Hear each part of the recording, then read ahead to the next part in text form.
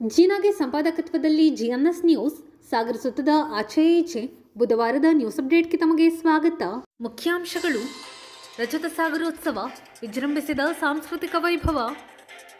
ಜನವರಿ 10ರಂದು ಕಾಗೋಡು ರಂಗಮಂದಿರದಲ್ಲಿ ಚಿತ್ರನಟಿ ಉಮಾಶ್ರೀ ಏಕವ್ಯಕ್ತಿ ಅಭಿನಯದ ಶರ್ಮಿಷ್ಠೆ ನಾಟಕ ಪ್ರದರ್ಶನ. ಅಂಗಾರಕ ಸಂಕಷ್ಟಿ, ಮಹಾಗಣಪತಿ ದೇವಸ್ಥಾನಕ್ಕೆ ಹರಿದು ಬಂದ ಜನಸಾಗರ. ಈಗ ಸುದ್ದಿಯ ವಿವರ. ಸಾಗರ ಸುತ್ತ ವಾರಪತ್ರಿಕೆ ಜಿಎನ್ಎಸ್ ನ್ಯೂಸ್ ಸಹೃದಯ ಬಳಗದ ವತಿಯಿಂದ ಏರ್ಪಡಿಸಿದ್ದ 2 ದಿನಗಳ ರಜತ ಸಾಗರೋತ್ಸವ ಕಾರ್ಯಕ್ರಮದಲ್ಲಿ ವಿವಿಧ ಸಾಂಸ್ಕೃತಿಕ ಕಾರ್ಯಕ್ರಮಗಳು ಸಾಗರಿಕರ ಮನಸ್ಸು ಗೆಲ್ಲುವಲ್ಲಿ ಯಶಸ್ವಿಯಾಗಿದೆ. ಸಾಧಕರಿಗೆ ಮತ್ತು ವಿವಿಧ ಸಂಘ ಸಂಸ್ಥೆಗಳಿಗೆ ನಡೆಸಿದ ಸನ್ಮಾನಕ್ಕೆ ವ್ಯಾಪಕ ಮೆಚ್ಚುಗೆ ವ್ಯಕ್ತವಾಗಿದ್ದು, ಅರ್ಹರಿಗೆ ಸನ್ಮಾನ ಸಂದಿದೆ ಎನ್ನುವ ಒಮ್ಮತದ ಮಾತು ಸಂಘಟನೆಗೆ ಇನ್ನಷ್ಟು ಉತ್ಸಾಹ ತುಂಬಿದೆ. ಸಾಗರೋತ್ಸವ ಯಶಸ್ಸಿಗೆ ಸಹಕಾರ ನೀಡಿದ ಸಹೃದಯ ಬಳಗದ ಎಲ್ಲ ಪ್ರಮುಖರಿಗೆ, ಕಾರ್ಯಕ್ರಮ ಯಶಸ್ಸಿಗೆ ಆರ್ಥಿಕ ಸಹಕಾರ ನೀಡಿದ ದಾನಿಗಳಿಗೆ, ಸಂಘ ಸಂಸ್ಥೆಗಳಿಗೆ ಕೃತಜ್ಞತೆ ಸಲ್ಲಿಸುತ್ತಿದ್ದೇವೆ.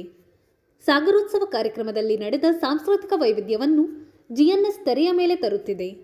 ಪ್ರಮುಖವಾಗಿ ಶಿಯಾನ್ ಪಂಚಪ್ಪ ನೇತೃತ್ವದಲ್ಲಿ ನಡೆದ ಕರಾಟೆ ಪ್ರದರ್ಶನ, ಕರ್ನಾಟಕ ಜಾನಪದ ಪರಿಷತ್ನ ಗಾಯನ, ಮನು ಹಂದಾಡಿ, ಪ್ರಹ್ಲಾದ್ ಆಚಾರ್ಯ, ಮಿಮಿಕ್ರಿ ದಯಾನಂದ್ ಮತ್ತು ಉಮೇಶ್ ಗೌಡ ಅವರ ನಗೆ ಹಬ್ಬ ನೋಡಿ ಆನಂದಿಸಿ.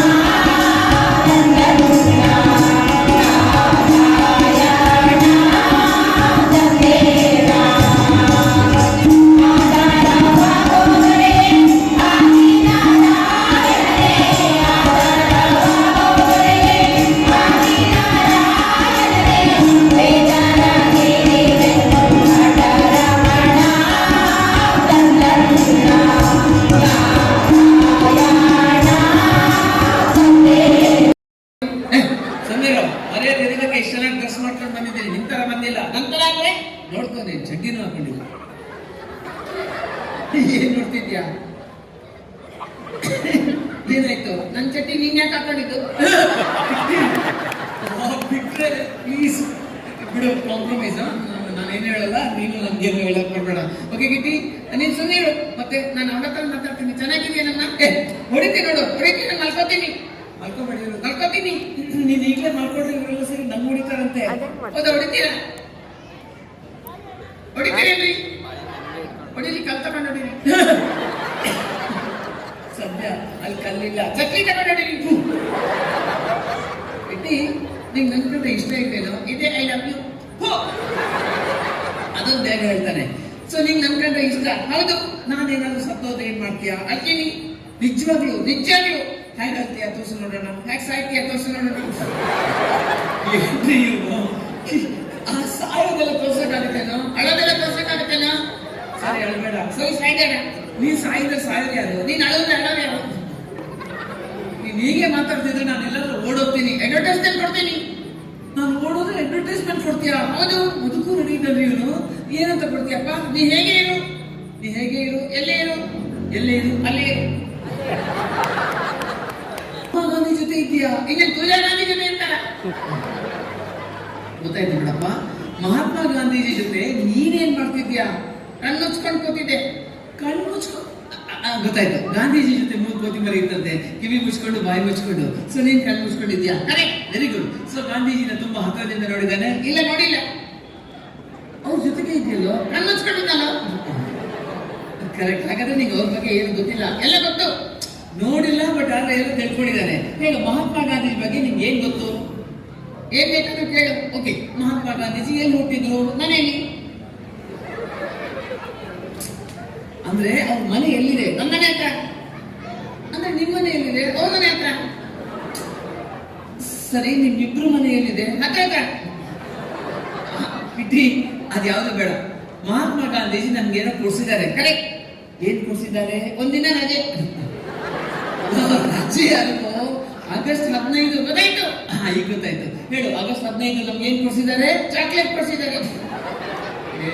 ಅದು father of the nation. The nation ಅಪ್ಪ, ಅದು ದಿನೇಶನ್ ಅಲ್ಲ, ಫಾದರ್ ಆಫ್ ದಿ ನೇಷನ್. ಅಂದ್ರೆ ಅವರು ಈ ದೇಶಕ್ಕೆಲ್ಲ ತಂದೆ ಅಂತ. ದೇಶಕ್ಕೆಲ್ಲ ತಂದೆ ತಾನೆ?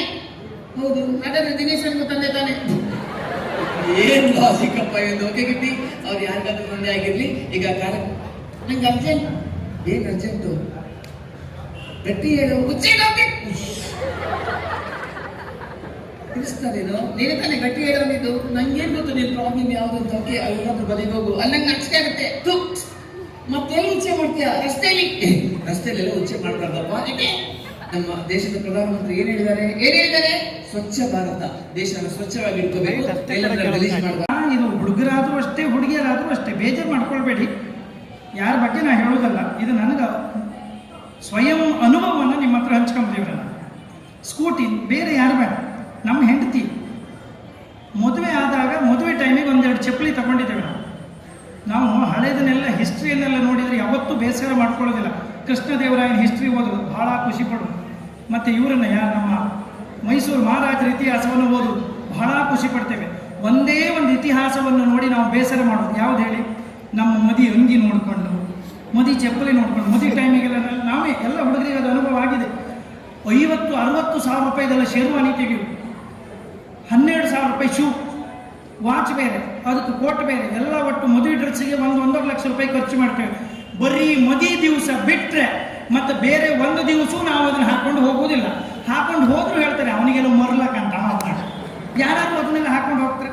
ನಾವು ಬಿಟ್ಟರೆ ಮ್ಯಾಜಿಕ್ಕಿನವರೇ ಸಹ ಅದನ್ನು 17 ಮೇ 1 ಆ ಘಟನೆ ನಡೆದು. ಅದ್ರ ಮೇಲೆ ನನ್ನ ಜೀವನದ ಬೆಳವಣಿಗೆ ನಿಂತು ಮತ್ತೇನಲ್ಲ ರೆಕಾರ್ಡ್ ಮಾಡಿ ಕಳಿಸ್ಬೇಡಿ ಹೋಯ್. ಅದು ನನ್ನ ಮದುವೆ ದಿವಸ 2 ಕೈ ಹಿಂಗೆ ಇಟ್ಕೊಂಡು ಕಾಲಿಗೆ ಹಿಂಗೆ ಹರಿದು ಈಜು, ರಸ್ತೆ ಮೇಲೆ ಹೈವೇ ಮೇಲೆಲ್ಲ ಈಜು. ಹಾಂ, ನೀವು ಚಪ್ಪಲ ಹಾಕ್ಬೋದು, ಮತ್ತೆ ಎಲ್ಲೂ ರೆಕಾರ್ಡ್ ನೀವು ಕಳಿಸ್ಬೇಡಿ.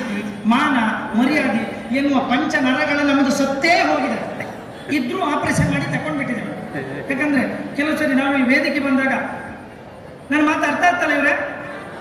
ಹಾಂ, ನೀವು ಇರುವುದನ್ನು ಅಸ್ತಿತ್ವವನ್ನು ತೋರಿಸಲಿಕ್ಕೆ ನಮಗೆ ಓದಿಯವರೇ. ಮೊನ್ನೆ ಒಂದು ಶಾಲೆ ಶತಮಾನೋತ್ಸವ ಬಂದ. ಶತಮಾನೋತ್ಸವ ಅಂದ್ರೆ ಅದೇ ಹೇಳ್ತದೆ 100 ವರ್ಷ ಅಂತ ಹೇಳಿ. 100 ವರ್ಷದಿಂದ ಆ ಶಾಲೆಯಲ್ಲಿ ಪಾಠ ಮಾಡಿ ಬದುಕಿದ ಮಾಸ್ಟರ್ ಯಾರ್ಯಾರು ಇರ್ತಾರೆ ಅವ್ರನ್ನೆಲ್ಲ ಇನ್ವಿಟೇಷನ್ ಕೊಟ್ಟು ವೇದಿಕೆ ಕರೆದಿದ್ದಾರೆ. ಒಬ್ರೊಬ್ರು ಮಾತಾಡೋದು ಅಂದ್ರೆ ಎಷ್ಟು, 32 ಜನ ಮಾಸ್ಟರ್ ಜೀವಿದ್ದಾರೆ, ಉಳಿದರೆಲ್ಲ ಸತ್ತೋಗಿದ್ದಾರೆ. ಇಲ್ಲ, ಅವ್ರನ್ನೆಲ್ಲ ಕರೆದು ವೇದಿಕೆಯಲ್ಲಿ ಕೂರಿಸಿದ್ದಾರೆ. ಅವನಿಗೆ ಏನು ಮಾಡೋದು ಕೇಳಿದ್ರು, ಅವನಿಗೊಂದು ಮದುವೆ ಮಾಡಿ, ಮದುವೆ ಮಾಡೋದು ಇಲ್ಲ, ಅವನಿಗೆ ಸತ್ತೋಯ್ನ ಇದ್ದಂದ್ರೆ ಅವನು ಎಪ್ಸಿ ನೋಡಬೇಕು. ಸುದ್ದಿ ಸಕ ಕೆಲವರು ಬೈಕಲ್ಲಿ ನಳದಮ್ಮ ಎಂತಿಗೆ ಆ ಬಾವುಕನಿಗೆ ಕಾರ್ಪೋಟ ಕೊಚ್ಚಕೊಳ್ಳೆ ಕೈ ಬೆನ್ನೆಲ್ಲ ಹೂನ್ ಹಾಕ್ತಿರಿ ಹೊಟ್ಟಿ ಕೊಳ್ಳ ಹೀಗಿನ ಬೈಕಲ್ಲಿ ಕೂತ್ಕೊಂಡು ಅವ್ನು ಹೆಣ್ತಿದ್ದಾನೆ. ದೇವಸ್ಥಾನ ಅಂದ್ರೆ ಹೇಗಿಲ್ಲ, ನೀವು ಕೈ ಮುಗಿದು ಬೇಡ, ಬೈಕಲ್ಲಿ ಹೋಗುವಾಗ ಹಾರ್ನ್ ಹಾಕ್ಬೇಡಿ. ದೇವಸ್ಥಾನವಾ ಇಷ್ಟ ತಲೆ ಕೆಳಗೆ ಮಾಡಿ ಹೋಗಿ, ಅದು ಬಿಟ್ಟು ಹಾರ್ನ್ ಹಾಕಿ ಏನು ದೇವರನ್ನು ಎಬ್ಸುದನ. ಇಲ್ಲಿ ಬಾವಿ ತೊಡಿದ್ರೆ ಒಳ್ಳೆ ನೀರು ಬರುತ್ತಾ ಕೇಳ್ತಾರೆ. ಇಲ್ಲಿ ದೇವಸ್ಥಾನ ಇದೆಯಾ? ಹೌದು. ಇಲ್ಲಿ ನಾಗಬನ ಇದೆಯಾ? ಹೌದು. ಇಲ್ಲಿ ಒಳ್ಳೆ ಯಕ್ಷಗಾನ ಕೇಂದ್ರ ಇದೆಯಾ? ಇದನ್ನೆಲ್ಲ ಕೇಳ್ತೀವಿ. ಈಗ ಅದು ಯಾವುದು ಕೇಳೋದಿಲ್ಲ, ನಾವು ಕೇಳೋದು ಒಂದೇ, ಏನು ಇಲ್ಲಿ ನೆಟ್ವರ್ಕ್ ಇದೆಯಾ? ಸೆಣಸಿಗೆ ಜಾಗಕ್ಕೆ ಎಷ್ಟು ಬೇಕಾದ್ರೆ ಲಕ್ಷ ಕೊಟ್ಟು ತಗೊಳ್ತಾರೆ. ಇದು ಒಂದೇ ಕೇಳೋದು, ಇಲ್ಲಿ ನೆಟ್ವರ್ಕ್ ಇದೆಯಾ ಅಷ್ಟೇ. ಎಲ್ಲರೂ ನಾವು ಬಿದ್ದದ್ದು ಏನು ಕೇಳಿದರೆ ಡಿಪೆಂಡ್ ಆದದ್ದು ಬರೇ ಮೊಬೈಲು ನೆಟ್ವರ್ಕಲ್ಲಿ ಮಾತ್ರ. ಅದಕ್ಕಾಗಿ ನಮಗೀಗ ಮಕ್ಕಳನ್ನು ಕಂಟ್ರೋಲ್ ಮಾಡೋದು ಭಾಳ ಕಷ್ಟ ಆಗಿಬಿಟ್ಟಿದೆ. ಅಪ್ಪ ಅಪ್ಪಿ ಬಾವಿ ಹಾರಬೇಕು, ಮೊಬೈಲ್ ಬಾವಿ ದಂಡೆಯಲ್ಲಿ ಇಟ್ಟು ಅದು ಗೂಗಲಲ್ಲಿ ಸಿಕ್ಕತ್ತಾ? ಮೊಬೈಲ್ ನನ್ನ ಮಗುವನ್ನು ನಾನು ನೋಡಿಕೊಳ್ಳುವುದು ಹೇಗೆ? ಅದಕ್ಕೆ ಕೆಲವರೆಲ್ಲ ಟೈಪ್ ಮಾಡೋದಿಲ್ಲ, ಮತ್ತು ಕೆಲವರು ವಾಯ್ಸ್ ಟೈಪ್ ಯಾರು ಕೇಳ್ತಾರೆ ಅಂತೇಳಿ ಮಗುವನ್ನು ನೋಡಿಕೊಳ್ಳುವುದು ಹೇಗೆ? ಹಾಗಾದರೆ ಹೀಗೆ ಮಾಡಿ, ಹೀಗೆ ಮಾಡಿ, ಹೀಗೆ ಮಾಡಿ. ಅದು ಯಾರಿಗೆ ಗೊತ್ತು? ಪ್ರಾಯ ಗೊತ್ತಾಗ್ತದೆ, ಅವಳು ಮಗುವೇ ಅಲ್ಲ. ಯಾಕಂದ್ರೆ ಅವಳಿಗೆ ಮದುವೆ ಆಗಿಲ್ಲ. ನೀವು ಬೇಕಾದ್ರೆ ಸಂತೂರ್ ಸೋಪ್ ಅಡ್ವರ್ಟೈಸ್ ಮಾಡುವಾಗ ಅದನ್ನು ಸ್ಕ್ರೀನ್ ಶಾಟ್ ತೆಗೆದು ಈಗ ಲಾರ್ಜ್ ಮಾಡಿ ನೋಡಿ. ಅವಳು ಕುತ್ತಿಗೆಯಲ್ಲಿ ಕರಿಮಣಿಯಲ್ಲಿ ಅದು ಯಾರದ್ದು ಮಗಿನ ಹಿಡ್ಕೊಂಡು ಮಾಡ್ತಾರೆ. ನನ್ನ ಕಿವಿಗಳು ಬಡಿಸಿ ಹೋಗೋದು ಗೂಗಲ್ ಹುಡುಕೋದ ನಾನು. ಇದು ಹೇಗೆ ಗೂಗಲ್ ಹುಡುಕಿ ಮಧ್ಯಾಹ್ನದವರೆಗೆ ಮಧ್ಯಾಹ್ನ ಊಟ ಮಾಡ್ತಾರೆ. ಅನ್ನವನ್ನು ಮಾಡಿದೆ, ಬಂದ ಊಟಕ್ಕೆ ಹಾಕಿ ಅಂದ, ಅನ್ನ ಹಾಕಿದೆ, ಮಾವ ಸಾರು ಅಂದ, ಸಾರು ಗೂಗಲ್ ಹುಡುಕಂದೆ. ಹುಡುಕಿ ಗೂಗಲ್ ಹುಡುಕಿ ಕಾಮನ್ಯ. ಗೂಗಲಲ್ಲಿ ಎಲ್ಲ ಸಿಗುವುದಿಲ್ಲ ಅವರೇ, ಸಂಬಂಧ ಸಿಗುವುದಿಲ್ಲ, ರುಚಿ ಸಿಗುವುದಿಲ್ಲ, ಪಚನವಾದರೂ ಸಿಗುವುದಿಲ್ಲ, ವಚನವೂ ಗೂಗಲಲ್ಲಿ ಸಿಗುವುದಿಲ್ಲ. ಬರೀ ಯಾಂತ್ರಿಕವಾದದ್ದು ಮಾತ್ರ ಗೂಗಲಲ್ಲಿ ಸಿಗ್ತದೆ. ಬಿಟ್ಟರೆ ನಿಜವಾದ ಸಂತೋಷಭರಿತವಾದ ಜೀವನವನ್ನು ನಡೆಸೋದು ನೀವು ಯಾವುದರಲ್ಲಿ ಕೇಳಿದರೆ ನಿಮ್ಮ ಎದುರು ನಿಂತು ಮಾತಾಡಿದಾಗ ಮಾತ್ರ. ಅದಕ್ಕಾಗಿ ಹೇಳೋದು, ನಗುವುದು ಹೇಗೆ? ಕೆಲವರಿಗೂ ಶಿಕ್ಷೆಯ ಹಾಗೆ, ತಪಸ್ಸದ ಮೇಧಾವಿಗಳಿಗೆ, ಇವರ ಹೊರೆ ತುಳಿದವರಿಗೆ ನಗುವುದು ಹೇಗೆ? ಸುತ್ತಲಿನ 18 ವಿಷಯಗಳ ನಂಟು ಮಾಡಿ ಅಲ್ಲ ಸಲ್ಲದ ಮಂಚದ ಮೇಲೆ ರಾಡಿಯನ್ನು ಹೂಡಿ ಹಲ್ಲು ಬಿರಿದರೆ ಅದು ನಗುವಲ್ಲ. ಹಾಗೆಂದ ಮ್ಯಾಗೆ ನಗುವುದು ಹೇಗೆ? ಇಲ್ಲಿ ಕೇಳುವಿರ, ಇಲ್ಲಿದೆ ಅದಕ್ಕೆ ಉತ್ತರ. ವಿಶಾಲವಾದ ದಿಗಂತ, ಅದರಡಿ ಬಯಲೊಂದು ಪ್ರಶಾಂತ. ಆಗ ಈ ಸಾಗರದ ಜನತೆಯ ಜೊತೆಗೆ ಮಾತನಾಡಿ ಹಲ್ಲು ಬೆರೆದು ಚಪ್ಪಾಳೆ ತಟ್ಟಿದ ಹೇಳ್ಬೋದು, ಅದು ನಿಜವಾದ ನಗು ಅಂತ. ಸಬ್ಸ್ಕ್ರೈಬ್ ಮಾಡೋದು ಬೇಡ, ನನಗೆ ನೀವು ದುಡ್ಡು ಕೊಡೋದು ಬೇಡ, ನನ್ನ ಹೆಸರು ಹೇಳೋದು ಬೇಡ, ಇಷ್ಟೇ ಮಾಡಬೇಕು. ನಿಮ್ಮ ಮಗು ನಿಮ್ಮ ಮಾತನ್ನು ಇದನ್ನು ಬೇಕಾದ್ರೆ ಮೊಬೈಲ್ ಆನ್ ಮಾಡಿ ಇಟ್ಕೊಳ್ಳಿ. ನೆನಪು ಹೋದರೆ ನೀವು ಅದನ್ನು ಆವಾಗ ನೋಡ್ಕೊಳ್ಳಿ. ಈ ಮದ್ದನ್ನು ಇದು ಒಳ್ಳೆ ಮೆಥಡ್. ಇಲ್ಲ ಇನ್ನೊಬ್ಬರಿಗೆ ನಿಮ್ಮವ್ರಿಗೆ ಕಳಿಸಿ 100 ಅವ್ರು ಹೇಳಿರೋರೆ ಹೀಗೆ ಮಾಡಿದರೆ ಮಗು ಮಾತು ಕೇಳುತ್ತೆ ಅಂತೇಳಿ. ನಿಮ್ಮ ಮಗು ನಿಮ್ಮ ಮಾತನ್ನು ಕೇಳುತ್ತಿಲ್ಲವೇ? ಹಾಗಾದರೆ ಹೀಗೆ ಮಾಡಿ. ಹೇಗೆ ಮಾಡಿ? ಒಂದಿಷ್ಟುದ ಹುಣಸಿ ಹತ್ರ ತಗೊಂಡು ಕಾವು ಗಂಟಿನ ಕೊಡಿ. ನಿಮ್ಮ ಮಗು ನಿಮ್ಮ ಮಾತು ಕೇಳಿದ್ರೆ ನನ್ನ ಹೆಸರು ನಾಯಿ ಇಡಿ. ಎಂತದ ಹುಷಾರಿಲ್ಲೇನಾ? ಇಲ್ಲ. ಎಸಿಡಿಟಿಯನ್ನ? ಅಲ್ಲ. ಎಂತ ನಿನ್ನ ಅಪ್ಪನಿಗೆ ಹುಷಾರಿಲ್ಯಾ? ಅಲ್ಲ. ಬಿಗ್ ಬಾಸ್ ಮನಿ ನಾವು ಹೊರಬಾದ ನೀನಾಗೂ ಹಾರಾಡ್ತಾನಲ್ಲ, ಇದು ಜೀವನ. ಅವ ಬಿಗ್ ಬಾಸ್ ಇನ್ನೊಂದು ಇದು. ಅದಕ್ಕಾಗಿ ನಾವು ಮಕ್ಕಳನ್ನೆಲ್ಲ ಸರಿ ಮಾಡ್ತೇವೆ, ಇದು ಮಾಡಿಸಿ. ಇಲ್ಲಾಂದರೆ ಮುಂದಿನ ಜನ್ರೇಷನ್ಗೆ ಮಕ್ಕಳಿಗೆ ಇನ್ನೊಬ್ಬರ ಜೊತೆ ಮಾತಾಡಲಿಕ್ಕೆ ಕಲೀಲಿಕ್ಕೆ ಆಗೋದಿಲ್ಲ, ಮಾತಾಡೋದು ಇಲ್ಲ. ಆಡಿದ್ರೆ ಅದು ಜಗಳಕ್ಕೆ ಮೂಲ ಆಗ್ತದೆ. ಯಾಕೆ ಹೇಳಿದರೆ ಸಂಸ್ಕಾರವನ್ನು ಬಿಟ್ಟೇ ನಾವು ಹೋಗ್ತಾ ಇದ್ದೇವೆ. ಮೊದಲೆಲ್ಲ ಶಾಲೆಯಲ್ಲಿ ಒಂದು ನೀತಿ ಬೋಧೆ ಪೀರಿಯಡ್ ಅಂತಿದ್ದಿತ್ತು. ನೀತಿ ಬೋಧೆ, ಮಾರಲ್ ಸೈನ್ಸ್ ಅಂತಿತ್ತು. ನಾವು ಶಾಲೆಯವರು ಇಲ್ಲಿ ಯಜಮಾನಿದ್ದಾರೆ, ಕ್ಷಮೆ ಕೋರಿ. ನೀವು ನಿಮ್ಮ ಕಾಲದಲ್ಲಿ ನೀವು ಶಿಕ್ಷಕರಾಗಿರ್ಬೋದು ಅಥವಾ ನೀವು ಶಾಲೆ ಹೋಗುವಾಗಲೂ ಕೂಡ ಹಾಗೆ. ನಮ್ಮ ಜನ್ರೇಷನ್ ಕೂಡ ಶಾಲೆ ಹೋಗುವಾಗ ಶಾಲೆಯಲ್ಲಿ ಒಂದು ಮಾರಲ್ ಸೈನ್ಸ್ ಅಂತಿತ್ತು, ನೀತಿ ಬೋಧೆ, ನೈತಿಕ ಶಿಕ್ಷಣ ಅಂತಿತ್ತು. ಈಗ ನಾವು ಮಾಡೋದಿಲ್ಲ. ಯಾಕೆ? 6 ಸಬ್ಜೆಕ್ಟ್ ಮುಗಿಸ್ಬೇಕು ನಮಗೆ. 6 ಸಬ್ಜೆಕ್ಟ್ ಮುಗಿಸಿ ನಮ್ಮ ಮಗು 100ಕ್ಕೆ 100 ಬರಬೇಕು. ಅಲ್ಲಿ ಮತ್ತು 600 ನಮಗೆ ಹೇಳ್ಕೊಂಡ್ರು ಅವನೇ ರಾಮರಾಜ. ಇವರಿಗೆ ಕಾಂಜೀವರಂ ಬೇಕು, ಬನಾರಸ್ ಬೇಕು, ಮತ್ತೊಂದು ಬೇಕು, ಎಲ್ಲ ಬೇಕು. ನಮಗೆ ಬರೀ ರಾಮರಾಜ್ ಸಾಕತ್ತಿಲ್ಲ. ಆದ್ದರಿಂದ ನಮ್ಗೆ ಇತ್ಲ ಗಂಡಸರಿ ಕುಲದೇವರು ರಾಮರಾಜ್ ಆಗಿಬಿಟ್ಟಿದೆ. ನೀವು ಯಾವ್ದು ಹಾಕೊಂಡ್ರಿ? ನಮ್ದು ರಾಮರಾಜ್. ಅದಕ್ಕೆಲ್ಲ ಈಗ ಬೇರೆ ಬೇರೆ ಬಣ್ಣ. ರಾಮರಾಜನಿಗೂ ಗೊತ್ತಾಯ್ತು ನಮ್ದು ಇಷ್ಟೇ ಅಂದರೆ, ಅದಕ್ಕೆ ಬಣ್ಣ ಬೇರೆ, ಕಿಸಿ ಬೇರೆ, ಒಂದಿ ಬೇರೆ ಎಲ್ಲ ಶುರುವಾಗಿ ಇರಲಿ. ನಾವು ಮೀಡಿ ನೋಡಿ ಮತ್ತೊಂದು ಮಗಳೊಂದು ಇದು ಮಾಡಿ ಮಗು ಬಾತ್ರೂಮಿಗೆ ಸ್ನಾನಕ್ಕೆ ಹೋದ್ರೆ ಸಾಕು. ಅದು ಅಪ್ಪನ ಸೊಪ್ಪು ಮುಟ್ಬೇಡ, ಇದು ಅಮ್ಮನ ಸೊಪ್ಪು ಮುಟ್ಬೇಡ, ಇದು ನಿನ್ನ ಸೊಪ್ಪು ನೀನು ಮಾತ್ರ ಹಾಕಿ. ಆಯ್ತು, ಮಗು ಸ್ನಾನ ಮಾಡಿ ಹೊರಬಂತು. ಮಗು ಎಲ್ಲರೂ ಬಟ್ಟೆ ಮೈ ವರ್ಷಕಾಲ ಸೀನಿಯರ್ ಮೋಸ್ಟ್ ಆರ್ಟಿಸ್ಟ್ ಅಂತ ಹೇಳ್ಬೋದು ಬಾಲಣ್ಣ ಅವ್ರಿಗೆ ಕಿವಿ ಕೇಳ್ತಾ ಇರ್ಲಿ.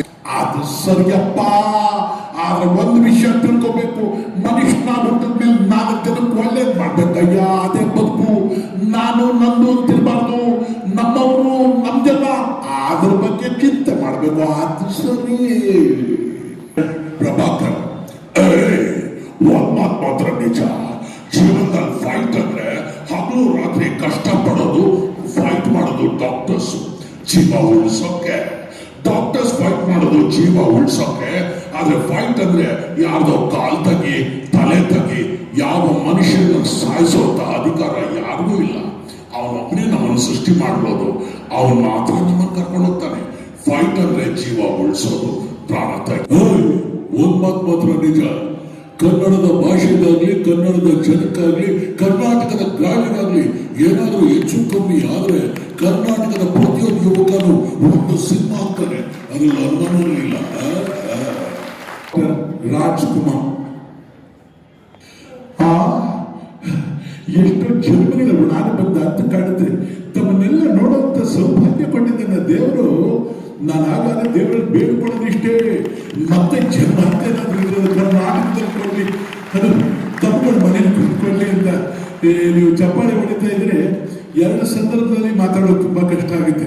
ಅದು ಯಾವ್ದಾದ್ರೆ ಅತಿ ಸಂತೋಷ ಆದಾಗ, ಅತಿ ದುಃಖ ಆದಾಗ ನಿಮ್ಮ ಚಪ್ಪಾಳೆಗಳು ಕೇಳಿ ಅದೇನು ಆನಂದ ಆಗುತ್ತೆ ಅಂದ್ರೆ ಇನ್ನೂ ಇದ್ದೀವ ನಾವು, ಇನ್ನೂ ನಮ್ಮನ್ನ ಜನ ನೆನ್ಪಿಟ್ಟವರ ಅನ್ನುವಂಥ ಒಂದು ಕಾಲಘಟ್ಟಕ್ಕೆ ಹೋಗ್ಬಿಡ್ತೀವಲ್ವಾ.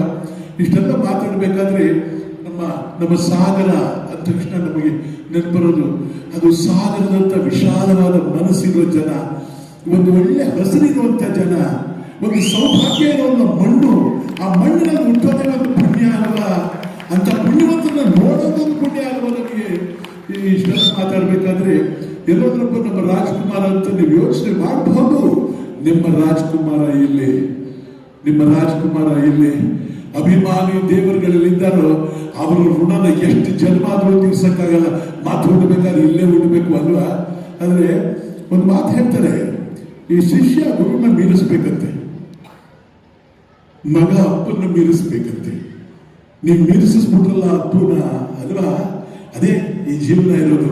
ನಾವೇನು ಮಾಡಿದ್ದೀವಿ ಆ ಸಮಯ ಮಾತ್ರ ನಮ್ಮದೇ ಹೊರತು ಇಲ್ಲಿ ಯಾವ ಮಣ್ಣು ನಮ್ಮದಲ್ಲ, ಯಾವ ಹೆಣ್ಣು ನಮ್ಮದಲ್ಲ, ಯಾವ ಹೊಣ್ಣು ನಮ್ದಲ್ಲ. ನಮ್ದಿರೋದೇನಂದ್ರೆ ಏನು ಜೀವನ ನಡೆಸಿದ್ವಿ ಆ ಸಮಯ ಮಾತ್ರ ನಮ್ಮದು ಅಲ್ವಾ.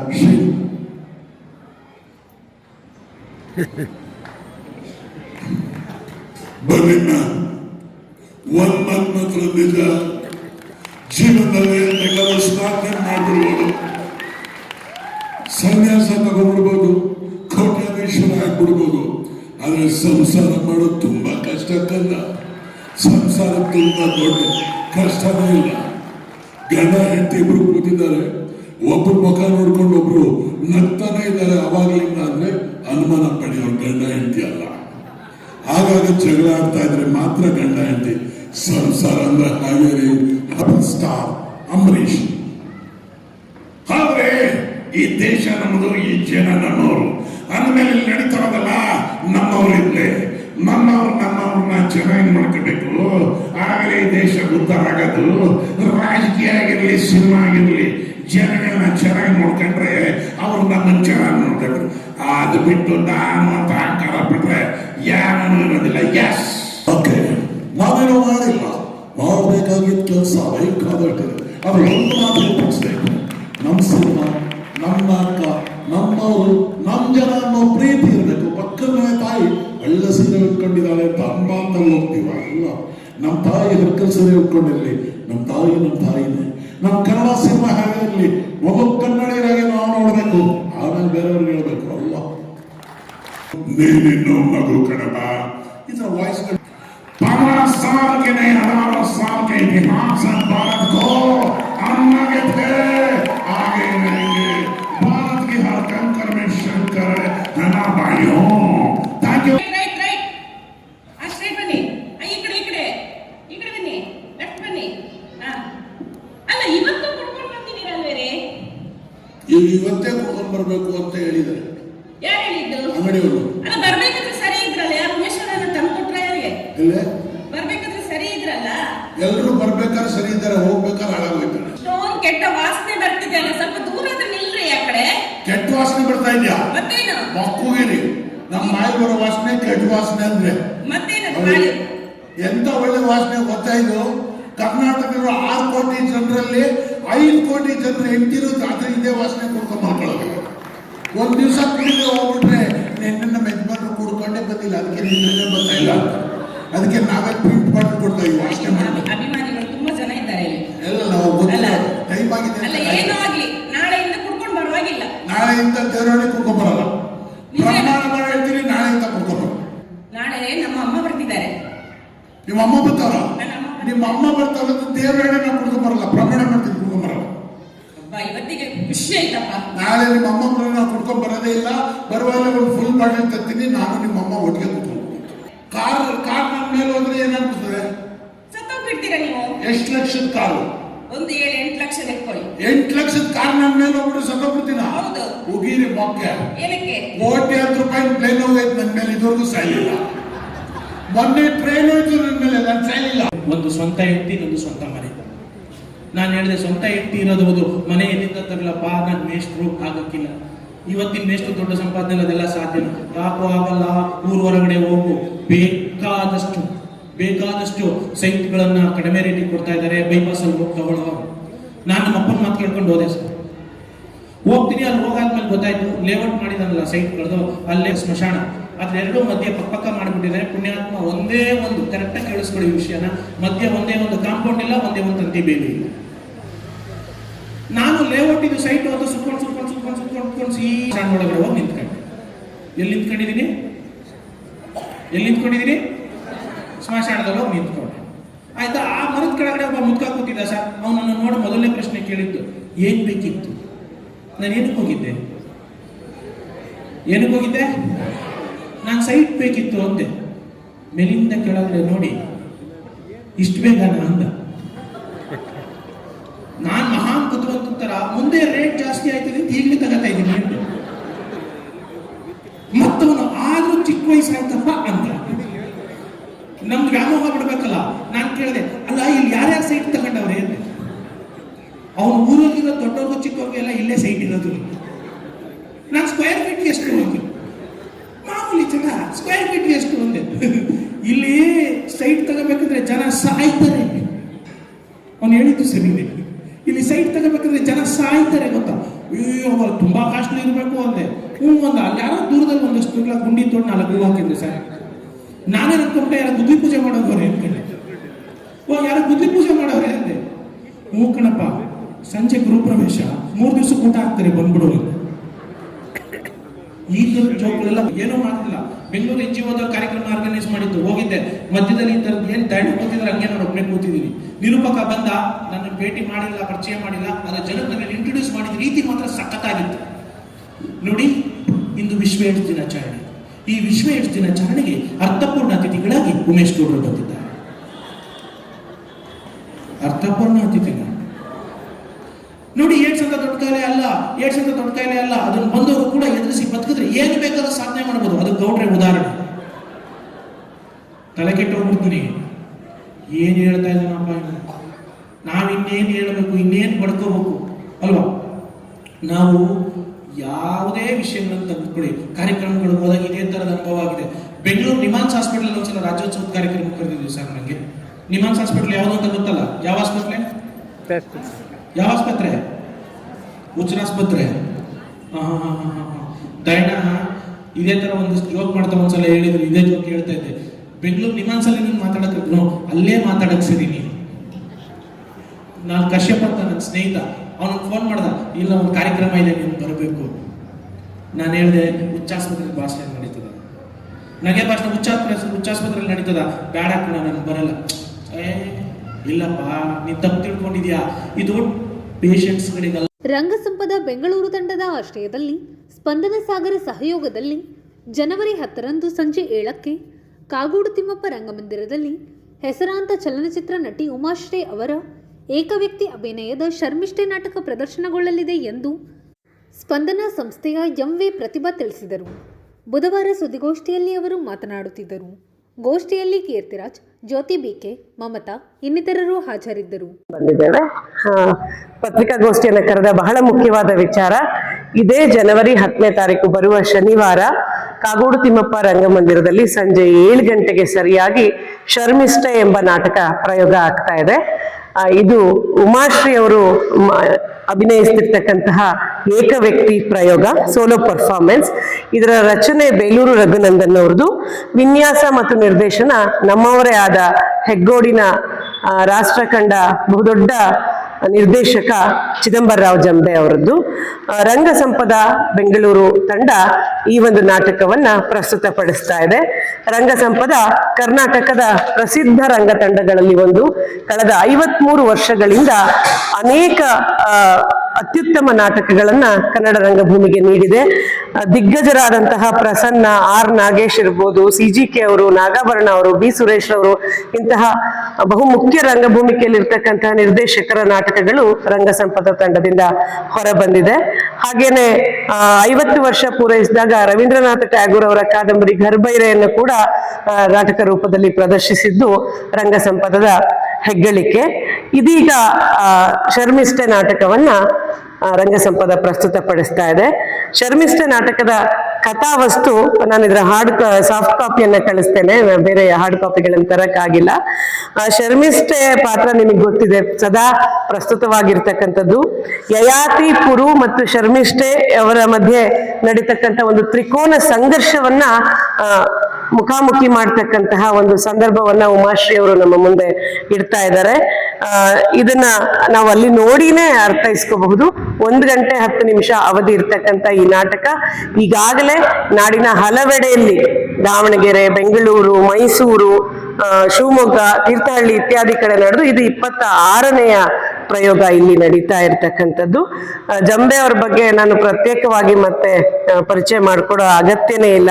ನಮ್ಮದೇ ತಾಲೂಕಿನ ಕೃಷಿ ಕುಟುಂಬದಿಂದ ಬಂದಂಥವರು, ಭಾರತ ರಂಗಭೂಮಿಯಲ್ಲಿ ಕಂಡ ಅಪರೂಪದ ನಿರ್ದೇಶಕರು, ರಾಷ್ಟ್ರೀಯ ನಾಟಕ ಶಾಲೆ ಪದವೀಧರರು ಮತ್ತು ರಾಷ್ಟ್ರೀಯ ನಾಟಕ ಶಾಲೆಯಲ್ಲಿ ಶಿಕ್ಷಕರಾಗಿಯೂ ಕೂಡ ಕೆಲಸ ಮಾಡಿದಂಥವ್ರು, ರಂಗಾಯಣದಲ್ಲೂ ಕೂಡ ನಿರ್ದೇಶಕರಾಗಿದ್ದಂಥವ್ರು. ಇವರ ಅನೇಕ ನಾಟಕಗಳನ್ನ ನಿರ್ದೇಶನ ಮಾಡಿದ್ದಾರೆ. ಇದೀಗ ಶರ್ಮಿಷ್ಠೆಯನ್ನ ನಮ್ಮ ಮುಂದೆ ತಂದಿಡ್ತಾ ಇದ್ದಾರೆ. ಬೇಲೂರು ರಘುನಂದನ್ ನಾಟಕದ ರಚನೆಕಾರರು. ಅನೇಕ ನಾಟಕಗಳನ್ನ, 30ಕ್ಕೂ ಹೆಚ್ಚು ನಾಟಕಗಳನ್ನ ಈಗಾಗಲೇ ಕನ್ನಡ ರಂಗಭೂಮಿಗೆ ನೀಡಿರ್ತಕ್ಕಂತಹ ಬೇಲೂರು ರಘುನಂದನ್ ಅವರು ಮೂಲತಃ ಬೆಂಗಳೂರಿನವರು, ಕನ್ನಡ ಉಪನ್ಯಾಸಕರು, ಜೊತೆಯಲ್ಲಿ ಶರ್ಮಿಷ್ಠೆ ನಾಟಕವನ್ನ ಕೂಡ ರಚಿಸಿದ್ದಾರೆ. ಹಾಗೇನೆ ಉಮಾಶ್ರೀ ಅವರನ್ನ ಪ್ರತ್ಯೇಕವಾಗಿ ಪರಿಚಯ ಮಾಡುವ ಅಗತ್ಯವೇ ಇಲ್ಲ. ಕನ್ನಡ ರಂಗಭೂಮಿ, ಕನ್ನಡ ಕಿರುತೆರೆ, ಕನ್ನಡ ಸಿನಿಮಾ ರಂಗ ಕಂಡ ಅಪರೂಪದ ಶ್ರೇಷ್ಠ ನಟಿ. ವೃತ್ತಿ ರಂಗಭೂಮಿಯಲ್ಲಿ ಬಾಕ್ಸ್ ಆಫೀಸ್ ಹಿಟ್ ಕೊಟ್ಟಂತಹ ನಟಿ. ಹವ್ಯಾಸಿ ರಂಗಭೂಮಿಯಲ್ಲಿ ಇದೇ ರಂಗ ಸಂಪದ ತಂಡದ ಮೂಲಕ ಮನ್ನಣೆಗೆ ಬಂದಂತಹ ನಟಿ ಇದೀಗ ರಂಗ ಸಂಪದ ತಂಡದಲ್ಲಿನೇ ಶರ್ಮಿಷ್ಠೆಯಾಗಿ ಕಾಣಿಸ್ಕೊಳ್ತಾ ಇದ್ದಾರೆ. ಅನೇಕ ಹಿಟ್ ಸಿನಿಮಾಗಳನ್ನು ಕೂಡ ಕೊಟ್ಟಿದ್ದಾರೆ. ಕಿರುತೆರೆಯಲ್ಲೂ ಕೂಡ ಬಹಳಷ್ಟು ಕೆಲಸವನ್ನ ಮಾಡಿದ್ದಾರೆ. ರಂಗಭೂಮಿಯಲ್ಲಿ ಅವ್ರನ್ನ ನೇರವಾಗಿ ನೋಡುವಂತಹ ಅವಕಾಶ ನಮ್ಮ ಸಾಗರದ ಪ್ರೇಕ್ಷಕರಿಗೆ ಲಭಿಸಿರೋದು ಸದ್ಯಕ್ಕೆ ನಮ್ಗೆಲ್ರಿಗೂ ಕೂಡ ಖುಷಿಯ ಸಂಗತಿ. ಹಾಲಿ ಅವರು ವಿಧಾನ ಪರಿಷತ್ ಸದಸ್ಯರು ಆಗಿದ್ದಾರೆ. ಸಾಗರದ ಶ್ರೀ ಮಹಾಗಣಪತಿ ದೇವಸ್ಥಾನದಲ್ಲಿ ಮಂಗಳವಾರ ಅಂಗಾರಕ ಸಂಕಷ್ಟಿ ಪ್ರಯುಕ್ತ ಶ್ರೀ ಮಹಾಗಣಪತಿಗೆ ವಿಶೇಷ ಪೂಜೆ ಸಲ್ಲಿಸಲಾಯಿತು. ಬೆಳಗ್ಗೆಯಿಂದ ರಾತ್ರಿ 9ರವರೆಗೆ ಸಹಸ್ರಾರು ಭಕ್ತರು ಶ್ರೀ ಗಣಪತಿ ದರ್ಶನ ಪಡೆದರು.